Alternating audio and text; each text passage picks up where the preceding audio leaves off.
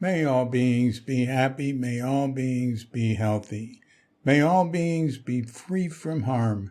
May all beings love life. May all beings awaken.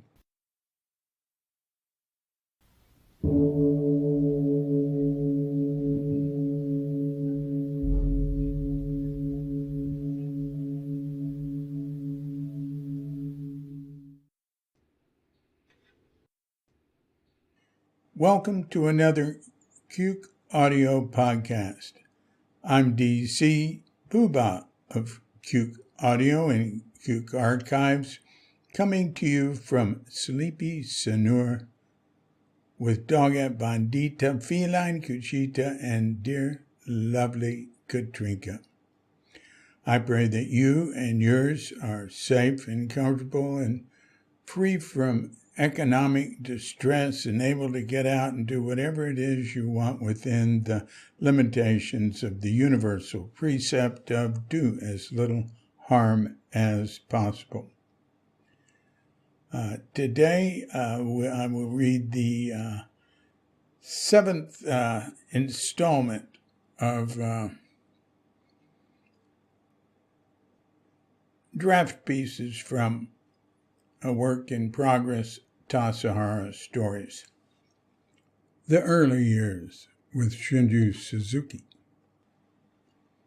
I'm going to read a really short one called Lemonaide, and then one that is of moderate length called Falling. But first, let's pause to meditate or not. So when you hear the bell, hit pause and then meditate or not. And when you're through meditating or not, hit unpause. And we'll hit the bell to end meditation or not, and we'll all arrive at the same time. And then reading these pieces from Tassajara Stories will commence.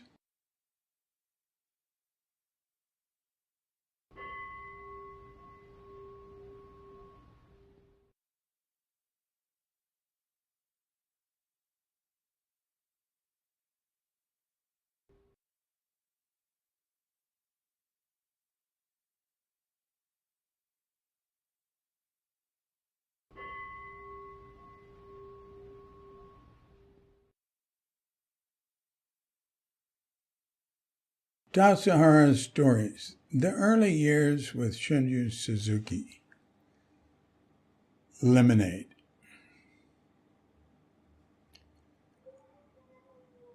A half-dozen strong young fellows in their 20s climbed out of the large rectangular pit they were digging in the rocky soil below the road in front of the Zendo, the beginnings of a new septic tank and leach field.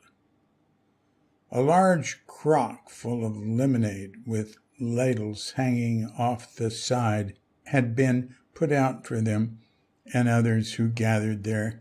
The temperature was in the high 90s. The ladles were busily filling glasses for the sun-parched throats.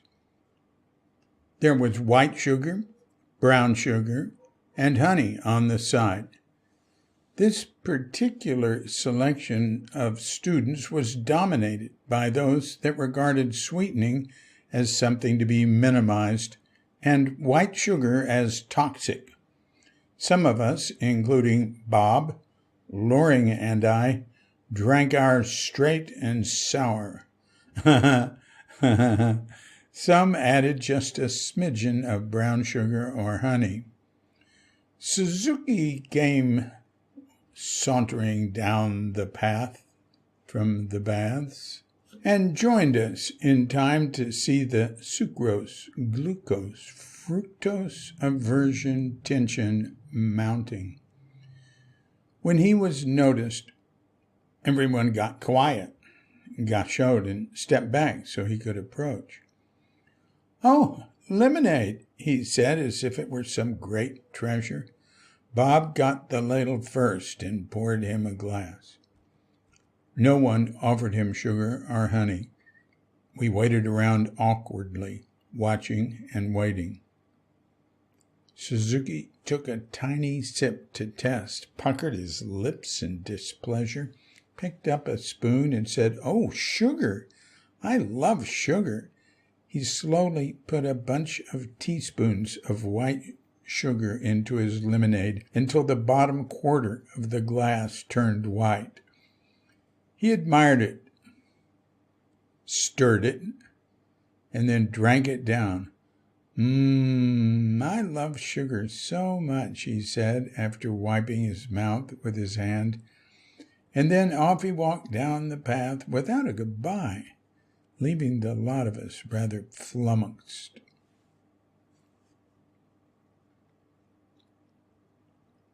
Falling. Tamara, of Muirwood's acid trip fame, came out to California with Jerry Ray, who was a friend of Austin College friends I'd hung out with in Fort Worth in the cracks between being elsewhere. I'd taken him over to Sokoji, and he was blown away by Suzuki, whom he said had a joyful gleam in his eye.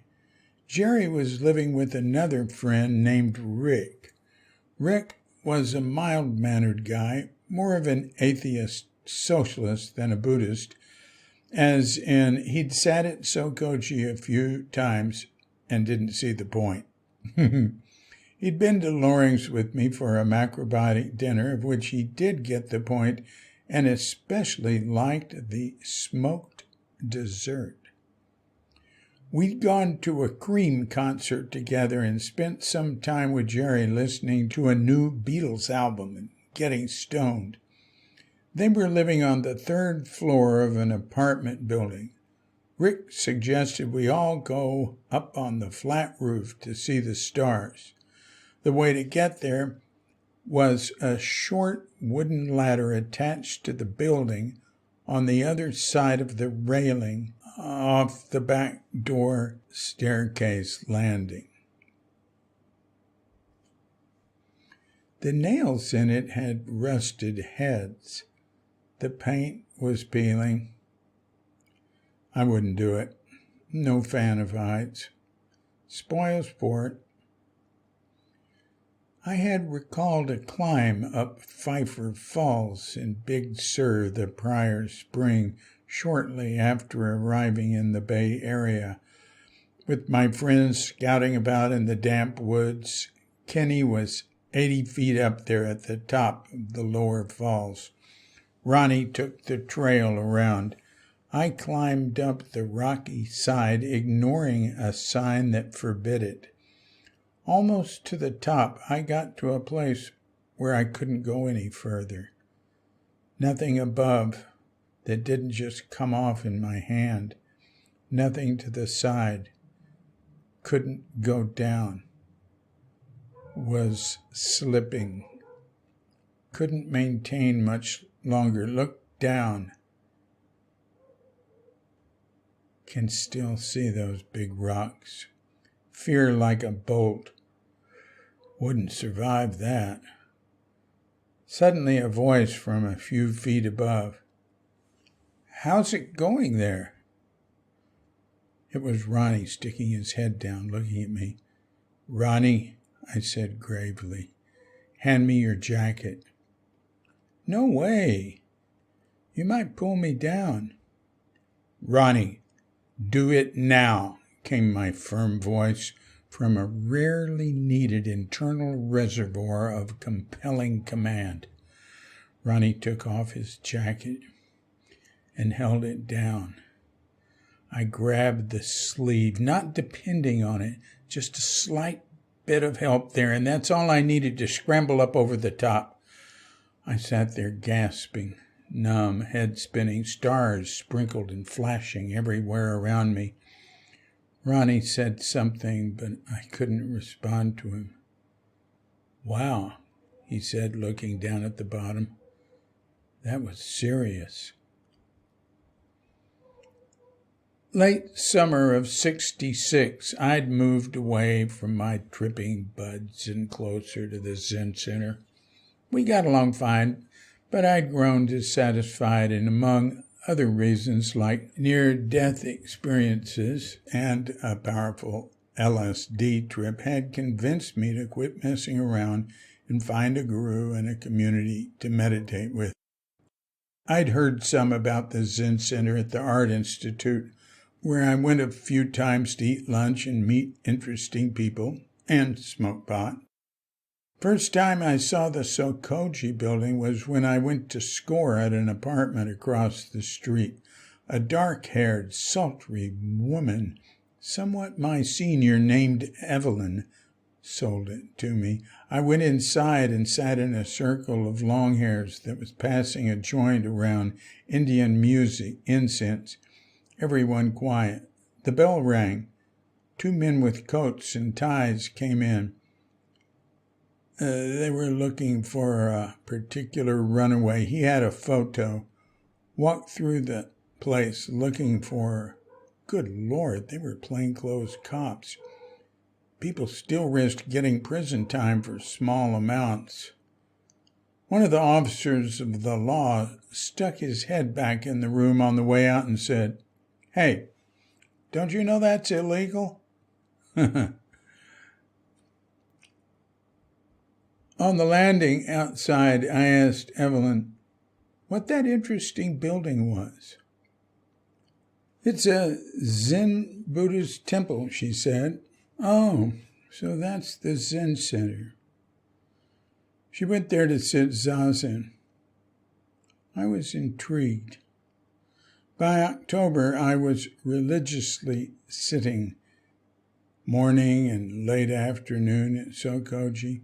The teacher there, Suzuki, had been besieged by hippies wanting to get enlightened. He was tolerant, but he and Katagiri asked that we not get high before coming to the temple. My pot intake shrunk considerably.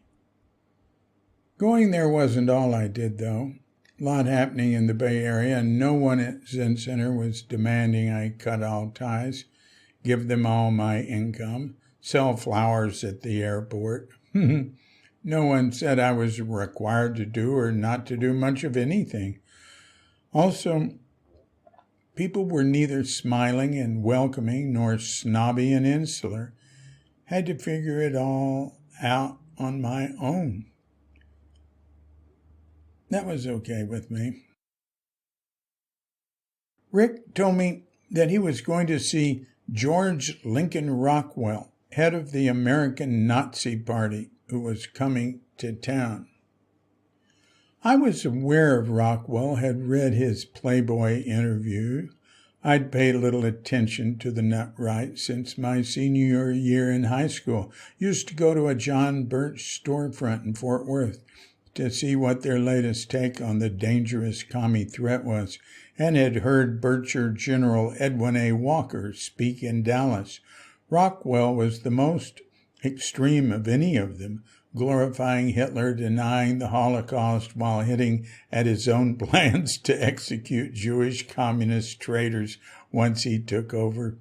He had a hate bus that he took through the South with racist slogans, an in-your-face, articulate, fervent opponent of integration and miscegenation, as the racist right called mixed marriage. I'd read about him. He'd not only had a good East Coast education and a distinguished military career, he'd started a record company and been a magazine publisher and a graphic artist. Knew how to work the media. Out of curiosity, I went with Rick, who reminded me that he was Jewish on the way. I thought we'd stand in back and watch for a while.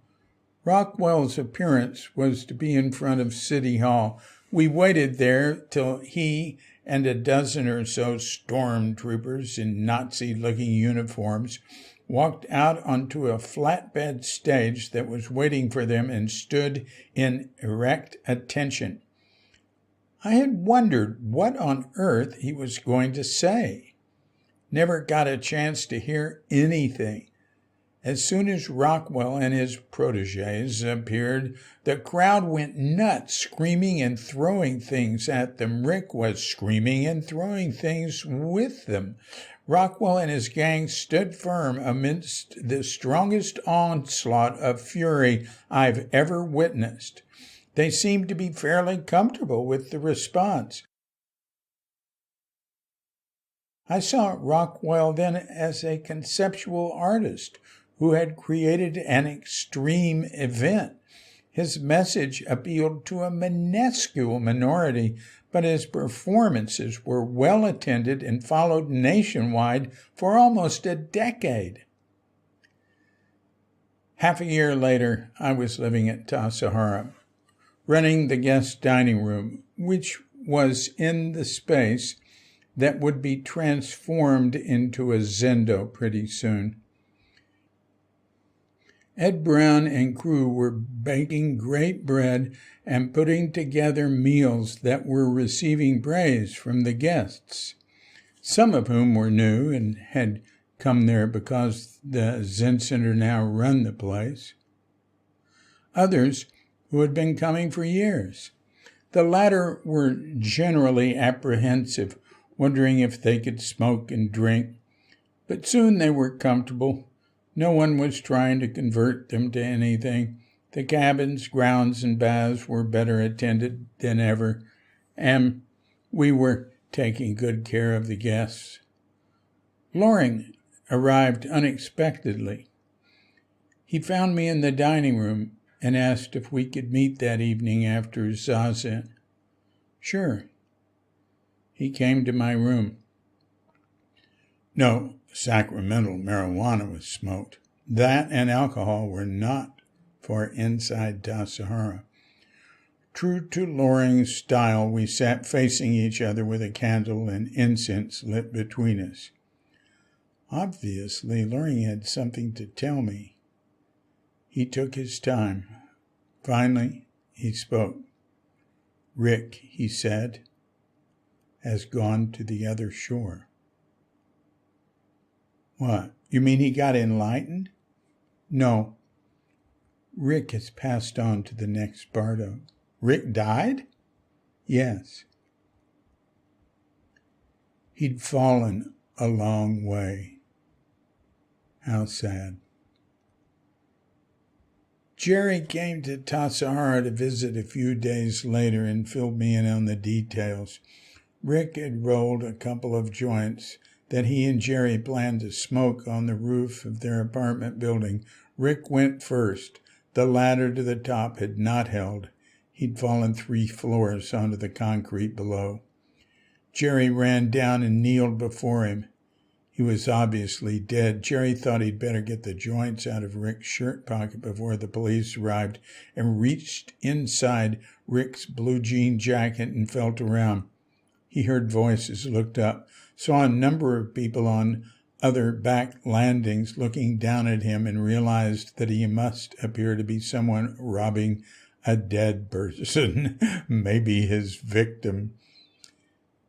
Jerry was going back to Fort Worth for a visit, intending to return to study with Suzuki.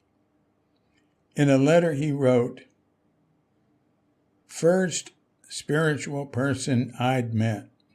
I'd been raised Southern Baptist, walked into his office with you, and Suzuki Roshi was standing there in robes talking to people. Presence that filled the room. Was a short little man. Nothing needed to be said. Before, had all been in books. It was real. I didn't know it existed." Jerry wouldn't come back. In Fort Worth, he met Alden Truesdale of the Christ Truth League, which Jerry called Christian Zen. Jerry said Truesdale's favorite guy was Meister Eckhart. Me too. Later, I met Truesdale and his wife and was impressed as well. Jerry called them the second and third spiritual people he'd met. Truesdale had an office in downtown Fort Worth where he counseled for free anyone who dropped by. He had a quiet wisdom in teaching that few knew about. Seems to me that's true of many good, wise people all over the world with varied approaches. Jerry picked up on Suzuki's presence, but not everyone did. It's not that the others were wrong, just that they didn't connect like he did. Japanese have a word, en, sometimes joined with an honorific go-in. One looks for a teacher that they have go-in with. Karmic tie, chemistry. Not to have go-in with someone is not to put them down, like dating. I'm attracted to this person and you to that. Sam Burkholz, who founded Shambhala Publishing, heard Suzuki speak and liked him all right, but wasn't compelled to stay, and he didn't like the social vibe at Sokoji and one important person in particular. But when he met Tibetan teacher Chogyam Trungpa, that was it. Talked with a guy after Zazen at Sokoji who said Suzuki seemed like a nice man, but he didn't get the cosmic hit he got off Hindu guru Muktananda. Anyway, he said Suzuki shaves his head, which means he had to have the idea that he was going to do that, and that meant his mind wasn't free of clutter. This guy wanted to go to India to study with the naked Jain yogi who never thought to do anything with his body and ate only fruit that fell from trees. And there were some who preferred Katagiri as a teacher over Suzuki and others who would prefer Kobunjino. Actually, I never got a cosmic hit off Suzuki or felt a special presence. That's true of all the gurus and Zemprys and Rinpoches and God incarnates I've met. They all just seem like more people to me, but with teaching that I would either follow or not. My take is that teachers are just pointing to a way to practice, how to live and conduct oneself, and they manifest and express the teaching in different ways. I guess there had to be something intangible I picked up from Suzuki because I stayed and didn't have any doubts about continuing. I felt a connection to his clear teaching and practice, way of being. And built a connection to his community, to Katagiri and the other folks at Sokoji and Tassajara, and to Loring, who'd come to tell me about Rick. Later that summer, Lincoln Rockwell, whom Rick had yelled and thrown things at, was assassinated outside a laundromat at a shopping center parking lot in Arlington, Virginia, shot by one of his disgruntled stormtroopers perched on the roof. I thought that maybe Rick's spirit had guided the assassin's trigger finger and hoped that what passed on of Rockwell and Rick might meet in the afterlife and make up. So there you have a couple more pieces of this work in progress. Tassajara Stories, the early years with Shunryu Suzuki. So next week I'll read a little more of it. So this has been another Cuke Audio podcast. I'm DC Puba of Cuke Audio and Cuke Archives, preserving the legacy of Shunryu Suzuki and those whose paths crossed his. Coming to you from sleepy Sanur with Doga Bandita Feline Cuchita and dear, lovely Katrinka. Wishing you and yours and all of us a grand awakening.